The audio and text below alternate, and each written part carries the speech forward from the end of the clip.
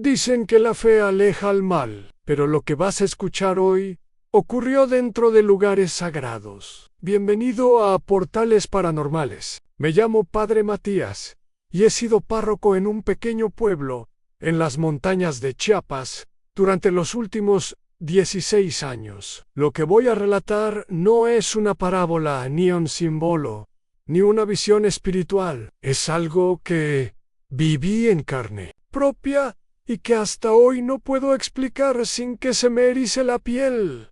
Todo comenzó un domingo por la mañana, durante la misa de las 11. La iglesia estaba llena como de costumbre, con familias enteras sentadas en los mismos bancos de siempre. Era una comunidad pequeña, todos nos conocíamos desde hace generaciones. Los fieles eran como mi propia familia.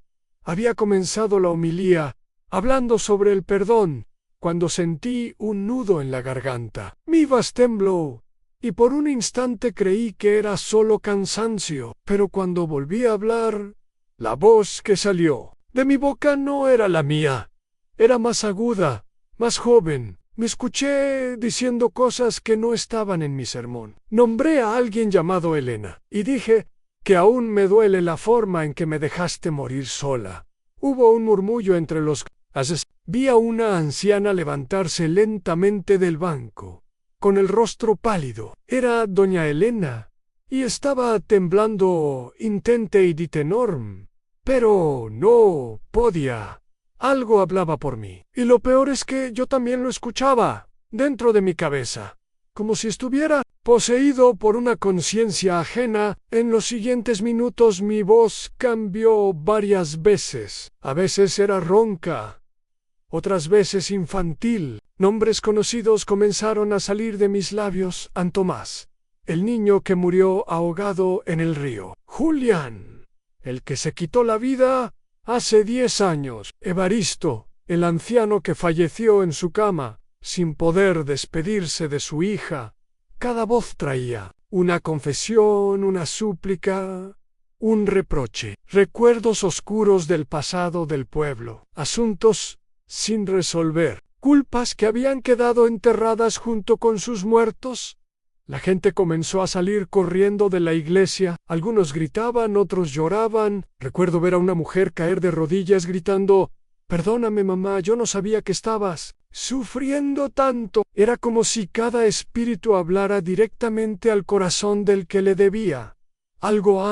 Cuando todo terminó, me desplomé detrás del altar. Estaba empapado en sudor. No recordaba haber caminado, pero mis pies sangraban. Después de eso, me aislé por varios días. La diócesis me envió a revisión psicológica y espiritual. Nadie encontró nada anormal, pero la gente del pueblo ya no volvió a verme igual. Algunos comenzaron a llamarme el Puente, otros simplemente dejaron de venir a misa, pero lo más extraño es que desde ese día sigo escuchándolos. No con la misma intensidad, pero en las madrugadas, cuando todo está en silencio o comermilos, a veces dicen mi nombre, a veces solo lloran, y yo he aprendido a no responder. Me llamo hermano Julián.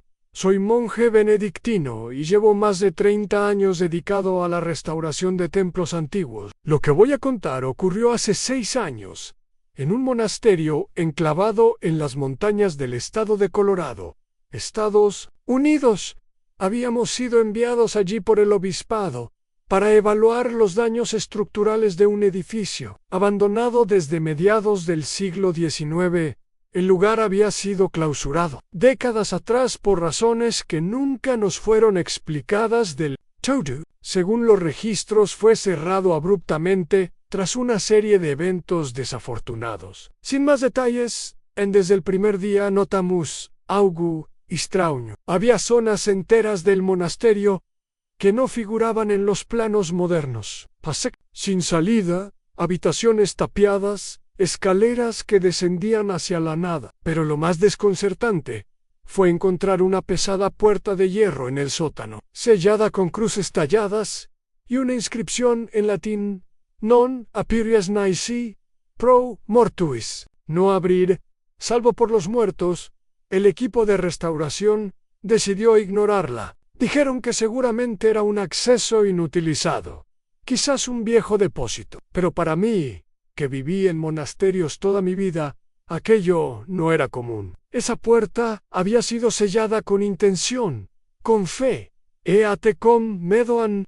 A lo largo de los días, comenzaron a suceder cosas, herramientas que desaparecían. Susurros por las noches en los corredores, frío repentino en habitaciones vacías. Uno de los jóvenes obreros, Brian, juró haber visto una figura arrastrándose por las paredes del claustro a medianoche. Nadie le creyó, claro, hasta que yo también la vi. Fue entonces que cometimos el error. Un supervisor civil, impaciente por los retrasos, ordenó que abrieran la puerta del sótano para revisar lo que había detrás. Yo rogué que no lo hicieran. Les dije que no se trataba solo de historia antigua, sino de algo que había sido encerrado por una razón. Pero no me escucharon. Aun cuando el taladro rompió la última capa de cemento, un viento helado salió de las grietas y con él un olor nauseabundo, como carne putrefacta y ceniza. La puerta cayó hacia adentro. No había escaleras, solo un hueco profundo envuelto en negrura. Los obreros descendieron con linternas y cuerdas. Solo dos volvieron. En pánico, incoherentes, diciendo cosas sin sentido. Uno de ellos decía que había oído cantos en latín saliendo del fondo. El otro repetía una frase en voz baja: están despiertos. ¿Ya no duermen? En ese mismo día, la restauración fue cancelada. La iglesia envió representantes que sellaron el lugar otra vez. Pero desde entonces, el monasterio quedó en vigilancia permanente. Nadie ha vuelto a entrar. Yo sigo teniendo pesadillas con esa puerta. Y a veces, cuando el silencio es profundo y no hay viento, siento que algo me observa desde debajo de la tierra, como si el hueco aún siguiera abierto. Me llamo Padre Íñigo.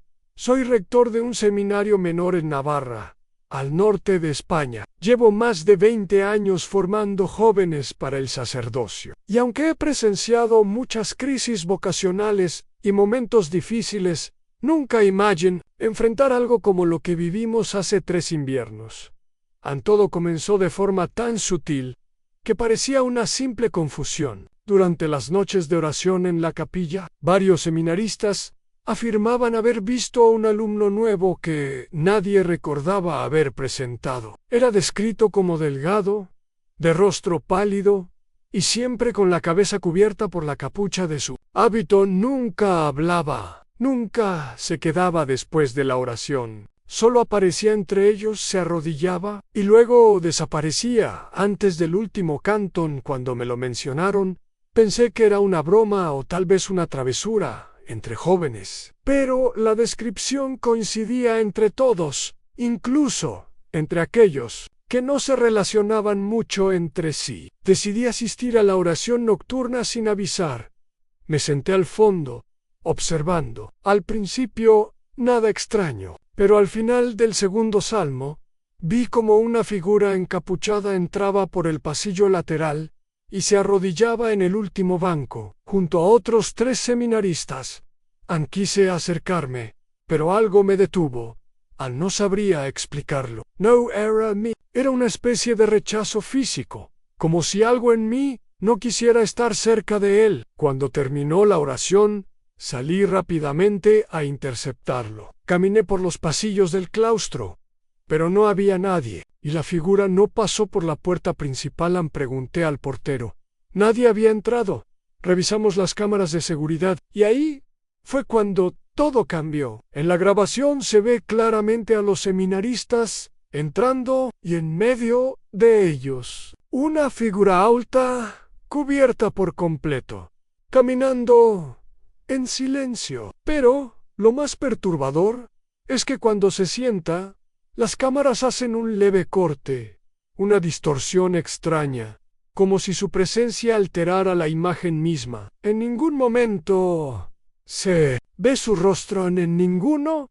La situación se volvió más oscura. Uno de los chicos más sensibles, llamado Pablo, comenzó a tener pesadillas recurrentes. Decía que la figura lo observaba desde la esquina de su habitación, aunque nunca la veía moverse. Otro seminarista, Miguel, pidió irse del seminario sin explicación. Solo lloró y dijo que él lo había tocado mientras dormía. Finalmente, convoqué a todos. Cerramos la capilla por una semana. Realizamos una misa de liberación y bendije cada rincón del lugar. Pero incluso durante la misa, mientras los muchachos cantaban, vi desde el altar como esa misma figura estaba sentada, entre, y nadie más parecía notarla. Después de eso, llamé al obispado. Vinieron 2 exorcistas, recogieron testimonios, inspeccionaron el lugar, oraron durante 3 noches consecutivas. Su conclusión fue breve y seca.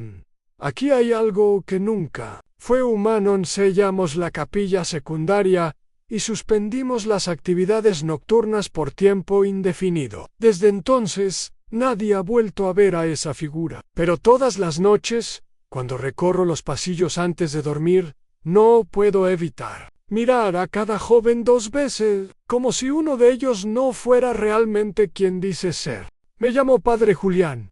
Soy capellán en una parroquia antigua del centro de Monterrey, en México. Desde hace más de 15 años, también colaboro con una pequeña morgue parroquial que utilizamos para preparar los cuerpos de los fieles antes del velorio.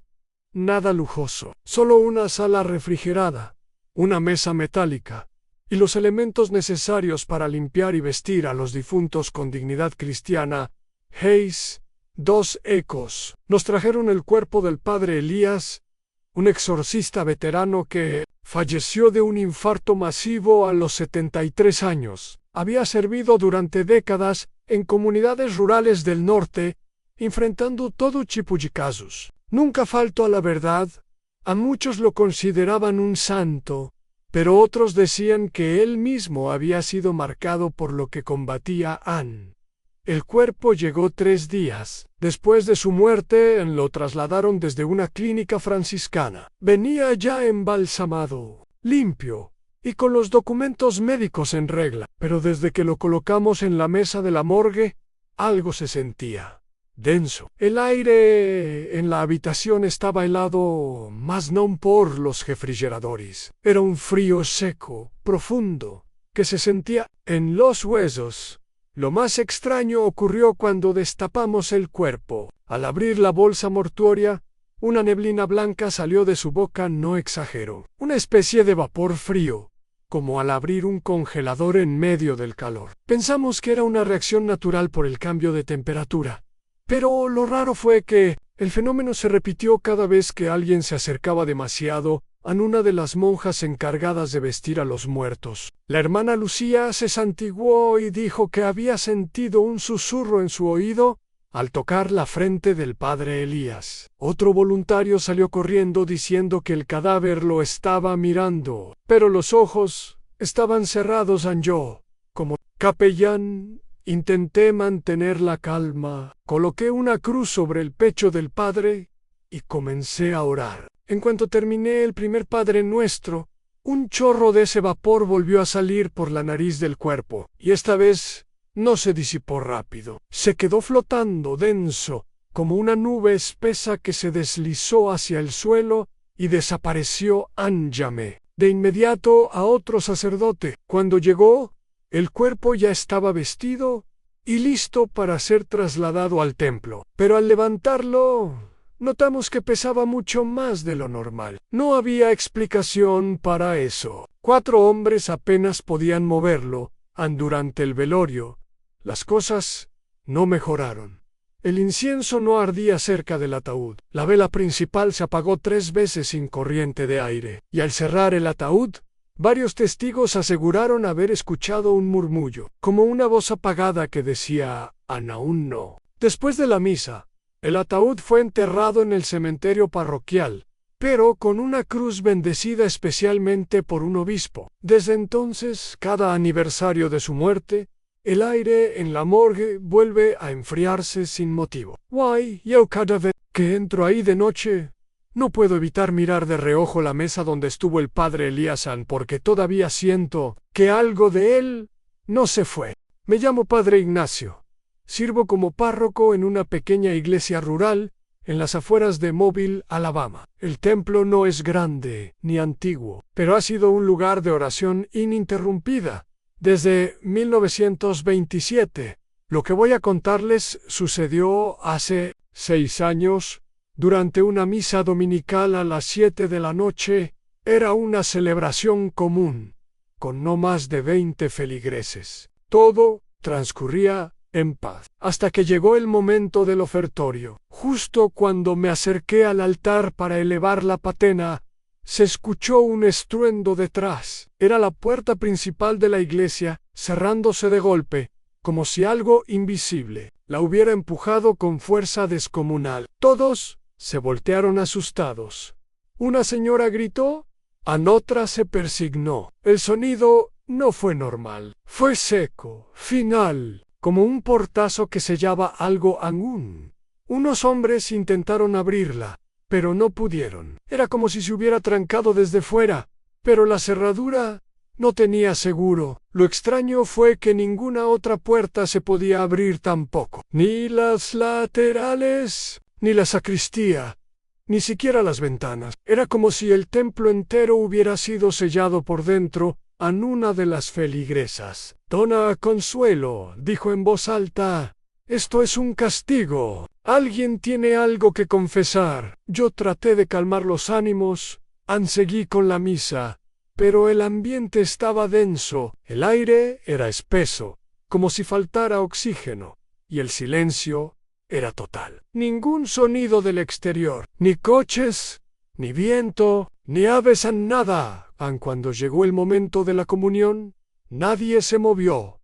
A nadie se atrevía. Sentí un nudo en el estómago, una opresión que no venía de lo humano. Fue entonces cuando escuchamos el primer susurro. Venía de la pared del lado izquierdo, justo donde está el confesionario. Decía, confiesa. Pensé que alguien se estaba burlando, pero al acercarme al confesionario, lo sentí helado. No como por aire acondicionado. Era un frío que salía desde dentro. Desde el mismo asiento donde los penitentes se sientan, metí la cabeza dentro. Y juraría que sentí un aliento en la nuca. Volví al altar y dije en voz alta que, si alguien sentía culpa por algo grave, ese era el momento. Para liberarse, en silencio. A nadie hablaba, pero todos miraban al suelo, hasta que un joven, que apenas conocía, se puso de pie, temblaba, dijo, con voz entrecortada, yo hice algo que nunca confesé. Le robé dinero a mi abuela enferma. La dejé sin medicinas. Ella murió a los días. El silencio fue brutal. Nadie lo interrumpió. Cuando el muchacho terminó su confesión en voz alta, cayó de rodillas llorando. Y justo en ese instante, la puerta principal se abrió sola, despacio, sin ruido, como si nunca hubiera estado cerrada. A nadie dijo una palabra más. Solo no. Miramos. La misa no continuó. Todos salieron en silencio, uno por uno, algunos sin mirar atrás. El joven que confesó vino a verme después. Lo confesé de forma sacramental. Nunca volvió a esa iglesia desde aquella noche. No he vuelto a celebrar misa sin confesarme antes, aunque sea por cualquier falta, porque aprendí que, a veces, el pecado no espera al juicio final. A veces, exige ser enfrentado. Me llamo Padre Esteban. Fui rector del Seminario Menor San Gabriel durante más de una década, en Zaragoza, España. Lo que voy a contar no figura en ningún registro oficial del clero, pero ocurrió. Lo vi con mis propios ojos y aunque intenté explicarlo de muchas maneras, nunca encontré una razón que no me helara el alma. Todo empezó cuando recibimos un cargamento de mobiliario antiguo procedente de una abadía cerrada en el norte de Italia. Entre esos objetos había un espejo enorme, de marco negro labrado con símbolos extraños, ni góticos ni barrocos. Parecía algo anterior incluso al lenguaje. Según el documento de traslado, pertenecía al antiguo despacho del prior. Lo colocamos en el pasillo que conecta la capilla con las celdas de los novicios. Era solo un espejo, o eso creíamos. A la primera en mencionarlo fue una cocinera, doña Emilia. Me dijo que había visto en el reflejo a un muchacho ahorcado, colgando del techo, cuando en realidad el pasillo estaba vacío. Pensé que era sugestión. Luego vino el hermano Lucas, encargado de la limpieza. Me dijo que cada vez que pasaba frente al espejo, sentía como si alguien respirara detrás de él, aunque no hubiera nadie, pero que realmente me fez prestar atenção foi o que aconteceu com Diego, um noviço de 17 anos. Muito devoto, calado e dedicado. Ele veio até mim com os olhos arregalados, pálido. Disse que viu sua imagem no espelho, mas não era exatamente ele. A roupa era a mesma, o rosto também, mas estava coberto de sangue, com o pescoço aberto como se tivesse sido degolado. Uma semana depois, Diego sofreu um acidente durante uma caminhada em silêncio nos arredores do seminário. Um fio de arame, deixado por obra de manutenção, cortou seu pescoço. A morte foi instantânea.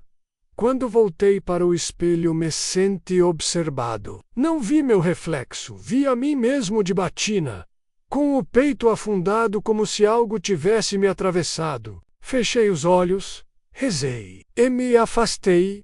Dolly comecei a perguntar discretamente aos outros noviços. Quase todos tinham histórias parecidas.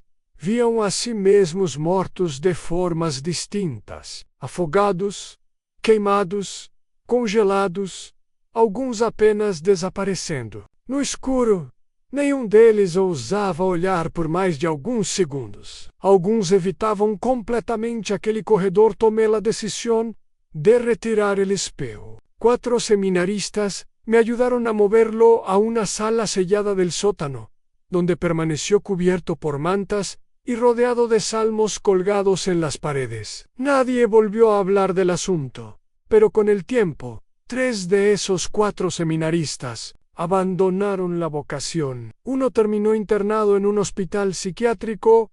Yo sigo aquí. Mi reflejo no ha vuelto a mostrarse con heridas, pero a veces, al afeitarme, creo ver una sombra detrás, y siento que el espejo sigue esperándome, como si no mostrara el futuro, sino la verdad que ya habita dentro de cada uno. Me llamo Padre Octavio, y durante casi 20 años fui párroco en una iglesia antigua, ubicada en el corazón de Michoacán, México. Lo que voy a relatar ocurrió hace más de una década, pero todavía hoy hay noches en que no puedo dormir sin encender una vela. La parroquia en cuestión había sido construida en el siglo XVIII, con muros gruesos, altares de cantera y un altar mayor imponente, tallado a mano. Durante mucho tiempo, las misas transcurrían sin incidentes, hasta que se inició un proceso de restauración, financiado por una asociación europea interesada en preservar el arte. Sacro Colonial.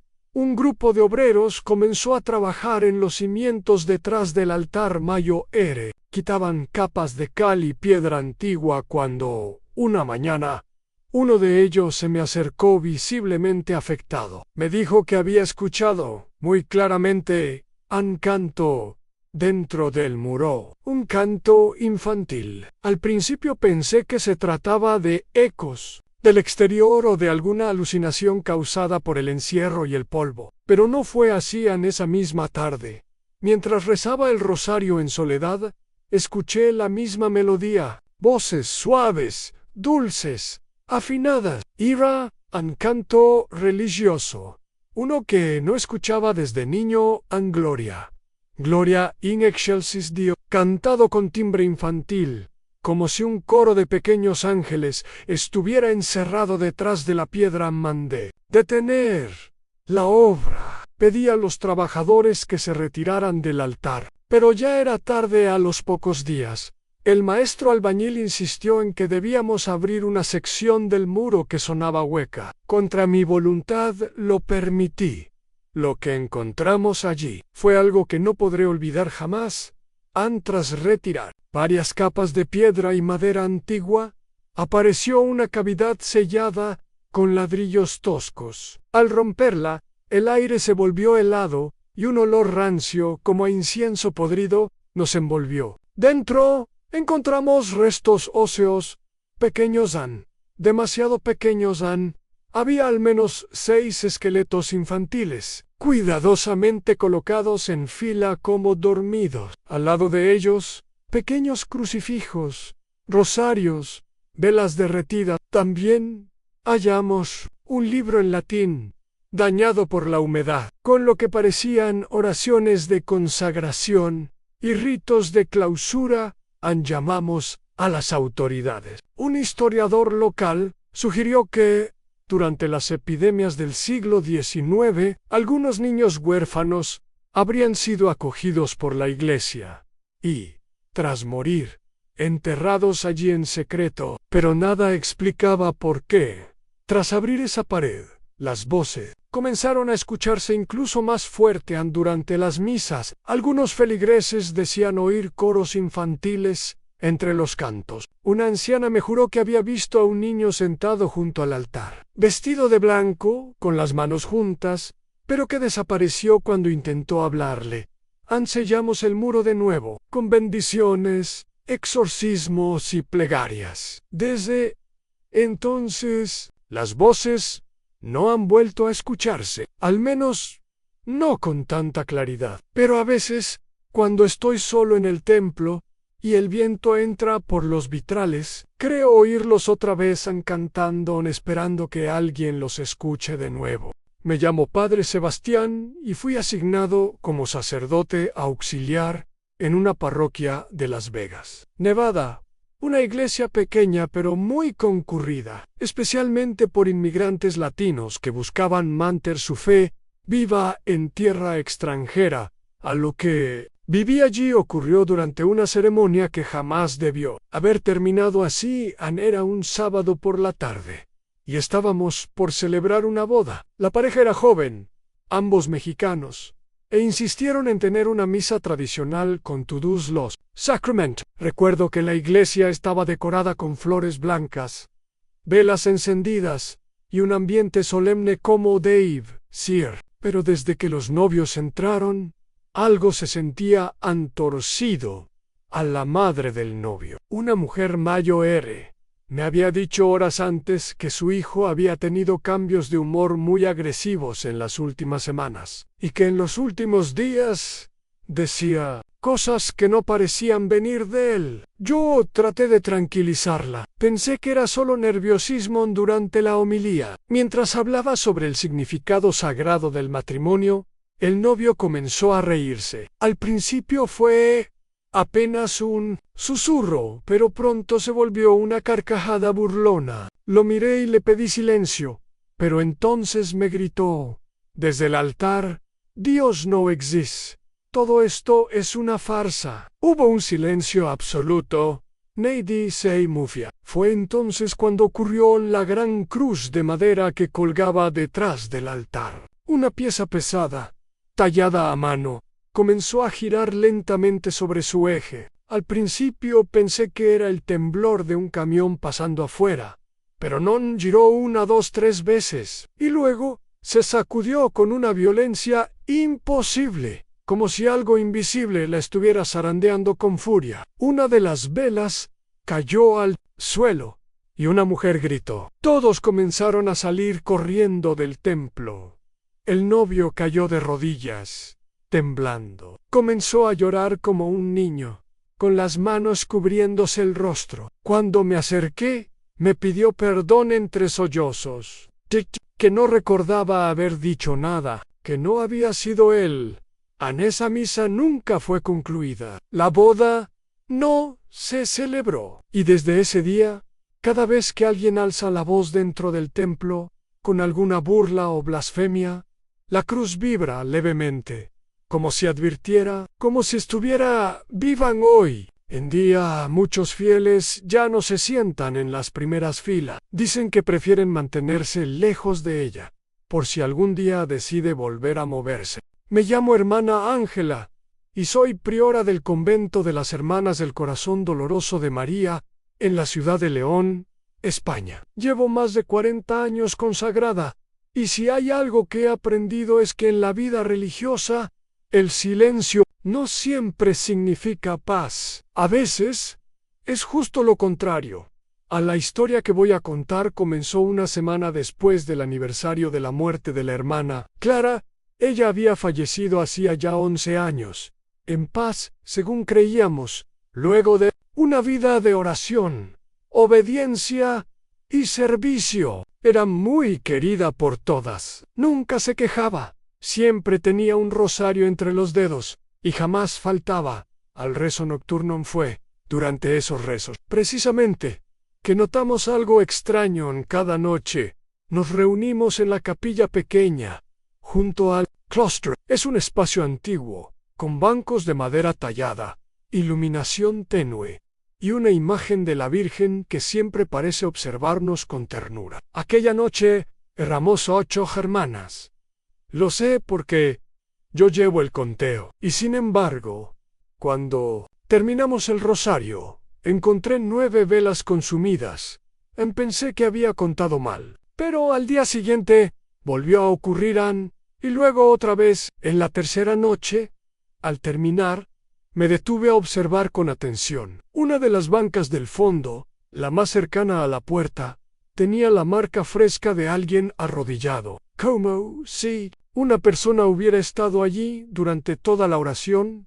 No quise alarmar a las demás, mas una de las hermanas, la más joven, me confesó en privado que había visto a la hermana Clara entre nosotras, de rodillas, con su hábito grisáceo y el velo que usaba siempre caído sobre los hombros. Dijo que le había parecido tan real que creyó que simplemente estaba soñando. Pero luego otras hermanas comenzaron a verla también.